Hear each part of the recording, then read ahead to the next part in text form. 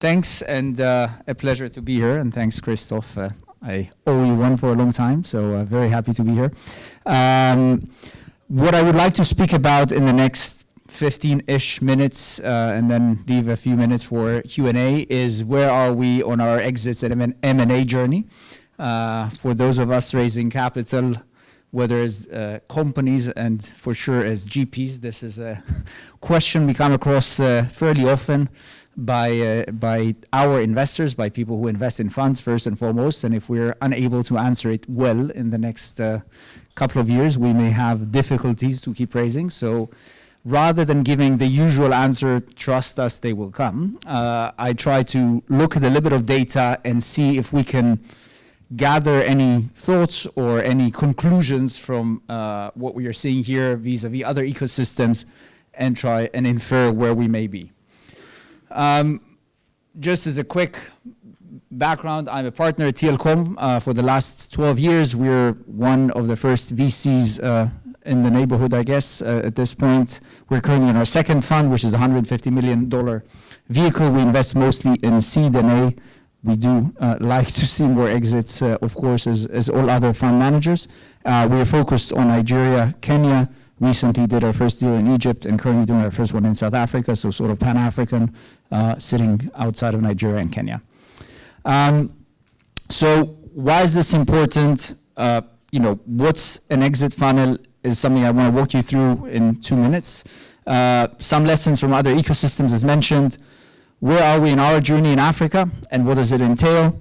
What ingredients are missing in our ecosystem? And that's a personal view. This is not a science-driven, research-driven conclusion, but sort of what I infer from what I see. What can we do and what should we do as an ecosystem, in my view, about it as LPs, as GPs, as founders? A word about M&A, which is a very hot topic in the last year for an array of reasons, and where can we go from here? So why is this important? We're all running the generation one of the ecosystem. I know that it sounds weird to some of you that are, believe that so much has happened, but with all that happened, we're still extremely early in the journey, and there's still a lot ahead of us. So if we want to be able to show that we can return money, the next generation is going to really, really struggle with fundraising. We're being benchmarked globally. So whenever I speak to LPs, and I'm sure it's the same for a lot of my friends, GPs in the room, the first question is, how do you benchmark against other ecosystems? Yes, there are some DFIs, and that's very, very lucky for us and very useful for us that are committed to invest in the ecosystem because it's Africa and because they're, the impact it creates. But there's also an element of global capital that will stop coming, or already stopped coming, because they're having a hard time to benchmark us versus Chinese funds, US funds, Indian funds, Israeli funds, and so on and so forth. And this is where we should be aiming as a community. So we also touch on the new GPs and their struggle and why we need to make it work for them. So what is an exit funnel? This is CB Insights data. You can Google it and find it. It's fairly easy to find online. Which looked on 3 years of seed raisings, 08, 09, 2010, and followed all the seed rounds through the life cycle of the companies for 10 years. This is the data from 2018, sorry. And what you can see here, and I'll save you the small fonts, is basically that out of, say, 1,100 companies that raised seed, this is US data, about 30% exited, and exited is a big word. This is all forms of exit, including buying them at, taking the shares for free at the end. So that is those that didn't die, which means 70% did not make it, but 30% exited. About 10% exited at north of 50 million, right? So when we think about exits, we always think about Facebook and Google and Instagram and whatnot, but actually the average exit size of companies is in the low tens rather than in the high hundreds or billions. And this is something to keep in mind when you're raising a large fund, and we are raising 150, so that means that to 3x it, we need to return 450. That's a lot of capital to return. and it's hard to do with an array of 20 million exits. So that's the math of how it looks in reality. 1% became unicorns, so worth north of $1 billion. And there are, of course, some very, very big wins in that pack, including Stripe and Docker and others. They're extremely meaningful, right? They're in the tens of billions in value, but the majority of the exits are sitting in and around the tens of millions mark. So what can we infer if we look at Africa data? This is based on Partex data from this year. And this is, we have started roughly in 2015, not that we didn't exist before, but there was really very little happening. And if we infer, those numbers of how many companies raised seed in 2015 to 2017, which means they will probably be exiting somewhere by 2027, so between now and 27, these are the numbers we're looking at. We should anticipate roughly 40 exits of them, 13 to 14 over 50 million with a couple of unicorns. Now, the good news is that we're already sort of there, especially with the unicorns. With the 50 million exits, we're halfway there, but I can see a path there. So if you count the actual companies sold for cash north of 50 million, we have a few of these in the last few years, probably closer to 10 than to 15, but not too far. And this is how the picture looks if you roll it forward. So if you look at the cohort of 18 to 20, these are the numbers. We should be looking at 4 or 5 unicorns more, already 40 to 50 million exits or more. And of course, it looks much better in 32. So this is just saying if we believe the US model will work here, this is where numbers take us. What is different between here and the US, and not just here in the US, also I've looked at quite a lot of India data. The ratio of numbers, of companies that had raised Series B vis-a-vis those who raised seed and A is significantly lower in Africa. There are lots of reasons for that. They're younger, but also there's less money, especially there's less local money.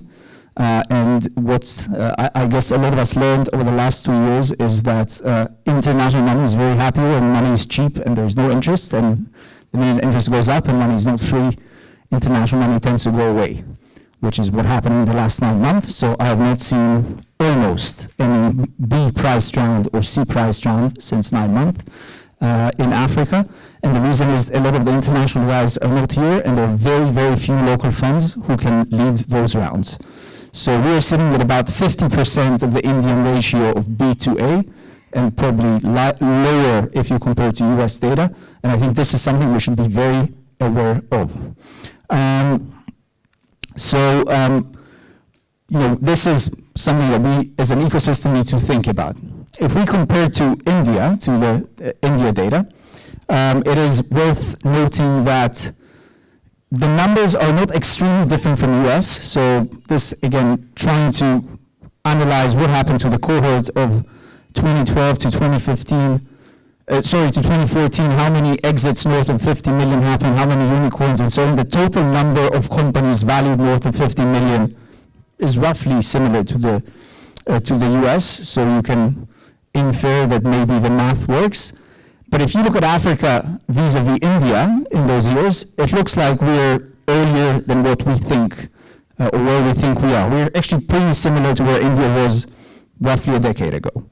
And that can tell us a few things. We're potentially looking at a couple of years with less capital coming in, because the world will be looking and waiting for exits, as it did for India a decade ago. But also the good news is if we will behave similarly, a lot of this will come in the next 5 to 6 years. What drove India's surge, and I think here comes an interesting part, a lot of the exits in India are actually M&As between Indian companies. So if you look at the top 10 or 15 exits in India in 2021, on the M&A side, majority of them is Indian M&A. I think roughly 90%. In Latin America, it's around 80%. It's something we have not started seeing in Africa yet, but building large platforms locally means that the people buying understand the value proposition and the value the business models of the acquired companies way better than an American buyer. Okay, we have seen Amazon buying, we have seen Walmart buying, of course, but majority of global buyers usually buy technology rather than market access in those markets. And then, Amazon did buy and Walmart did buy in India market access, but Google and Facebook don't tend to do it. And those who are buying local market share are usually local buyers. Another interesting piece about India is majority of IPOs are in the local market for fairly similar reasons. Buyers in public markets understand better the business model in their home market. The US public markets don't understand the business models of Indian company that well, and hence most of the Indian companies you see go public in the US sell in the US in dollars. Majority of those who sell in India in rupees go public in India. So this is what I've just mentioned. You can go and look it up yourselves, but the data is not invented. Majority of IPOs, 10 out of 11 in 21 happened in India, 1 in the US, and same for the acquisition. This is the amount of acquired companies by Indian companies in India that same year. We have a public markets issue. India's public market is $3 trillion. Nigeria's $65 billion. So this is a very, very different nature of public market. South Africa is somewhere in between. Not a great appetite there for non-South African companies at this point in time. There are lots of projects ongoing between London Stock Exchange and some of the African stock exchanges, including Nigeria and JSE for dual listings.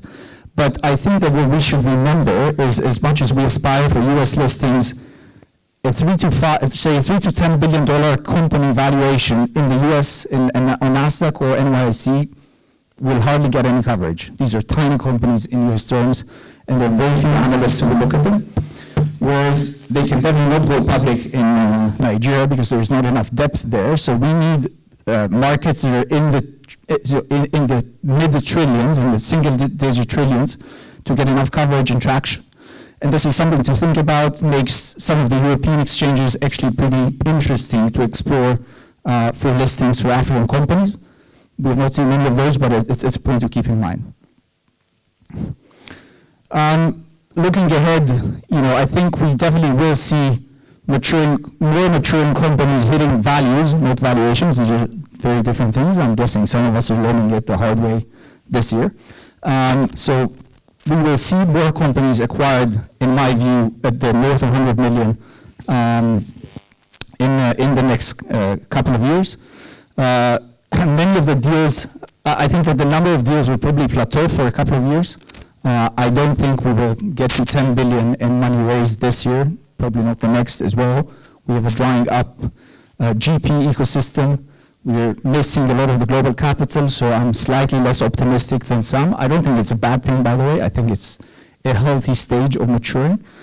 And we probably need a couple of more years to be able to say if we are tracking as US as India, but I think we should have a good idea of which KPIs to look at. What can we do quickly? We are working closely on an exit framework with our companies. It is something that I can only advise and suggest other GPs to do. I think this is a great part of our responsibility and role as investors. It's not just to give money, but also to try and make sense of how you exit from very early. Doesn't mean that every founder needs a date on day one of when they exit, but it does mean that there needs to be some form of a discussion and an understanding of the elements required and a check-in on both of those every couple of months. At least once or twice a year with the CEOs to make sure that there is enough alignment between the board and the leadership of the company and the investors about how this looks. M&A, very, very quickly. We are in a year where I believe we will see more M&A. We have seen in our portfolio a few companies who are fairly aggressive the M&A route, the likes of AutoCheck and others. and Fair Money recently as well. We have seen many trying to do so. I think that this is a period where valuations are lower, where people are struggling with capital raising, so the players that have more capital, higher valuations are in a better position to acquire. What I have seen many times is many of those discussions die very quickly on valuation because people have this billion-dollar exit dream, which is great to have, but just to be realistic, most exits do not get there, and I think, sometimes you also need to be a bit more realistic and not just pride-driven when you enter those discussions as founders, as shareholders of the acquired company, not just the acquirer. And some of these will actually create more value to both sides, not just to the acquiring one. So I do believe the upside is there. I also believe we are fairly early. I think we're looking at 5 to 7 years until we start seeing a systematic flow of exits north of 50 million, north of 100 million. But we should be seeing signs of that from, starting sort of 2 years from now. I would try, and I hope we do it as an ecosystem, track some of those KPIs to make sure that we are where we think we are. I think we should work very hard on growing the capital stack locally, especially in B and C, to be able to have local leads for these rounds with local companies.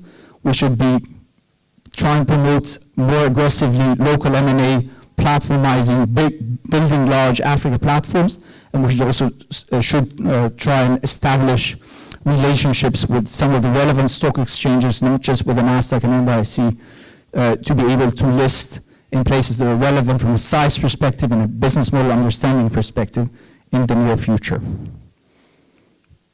So that's it. Thank you very much.